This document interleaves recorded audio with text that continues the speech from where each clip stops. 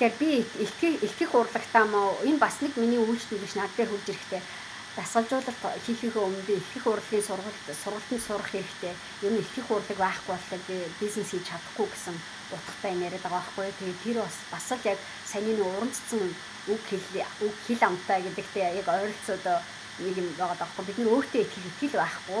Тэгээд өөрийнхөө үгийг илэрхийлж чадахгүй гэдгийг ярихдаа дандаа хөвчлэн элхих урлагтаа мó би одоо элхих одоо тайзан дээр гарах гэж байгаа юм ч юм уу бүжиглэх гэж байгаа ч юм уу нэг олон хүмүүст юм ярих гэж байгаа юм шиг тэгж өөрсдөө айлгадаг нэг хэлбэрүүд нэг байгаа даа байхгүй. Тэгэхээр бизнес хийх гэж байгаа хүн болгон элхих урлагийг эзэмшсэн байх ёсгүй шүү дээ тий. Заавал тийм нэг мэдээд авах шаардлага байдаггүй. Заавал мундаг уран цэцэд итгэдэг ч юм уу элхих урлагийн мастер болох чиг бизнес хийн гэсэн юм байдаггүй. Бид нэ төрөлхөөсөө одоо амьдрал дээр явахдаа л ойр зургийн юмаа зохицуулаад ч юм уу дэлгүүрлөө очиод бид нараа сүгэ худалдаж аавна гэдэг бол яа харахгүй бидний зүгээр л нэг 8-1 гэх нэг хэлбэр байхгүй. Бизнес хийн гэдэг чинь тийм амар юм бас биш. Бид нэр бизнест үйлчлүүлж байгаа юм шиг боловч яг цагаат бол тэрний ардталт ямар нэгэн байдлаар сүү явсараад энэ газар чирж जैन сүүг одоо цаашаа борлуулад энд хүрэж जैन гэдгийг л бид нар ойлгож олдог байхгүй юу.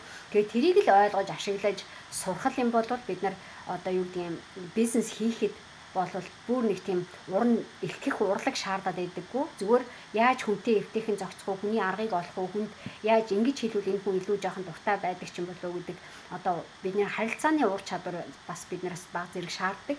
Гэхдээ тэр бол яг цагаат бол хүн болгоны хийж чаддаг юмны нэг хэсэг байхгүй. Бид нар аавтайгаа ээжтэйгээ дүүнэртэйгээ ч гэсэн санаагаа хэлээд ч юм уу тэгээ бодож байгаа юм яриад ойлголцож чаддаг л бол харилцааны ур чадвар бас бүр тийм нэг дутагдаад байх юм байдаггүй. Тэгэхээр ямар нэгэн бизнес хийхэд бид нар одоо юу гэдэг хүнээс бүр шал өөр юм таны өнөөдөр хийж чадахгүй байгаа ямыг л бизнес нэхэх үү гэж айдаг учраас бид нар бэрхшээл одоо ийм төрлийн бэрхшээл авчирдаг тийм итгэлүүдийг өөртөө нааж ингэж тамга шошго болгож энэ тэнтэй тарьдаг байхгүй юу?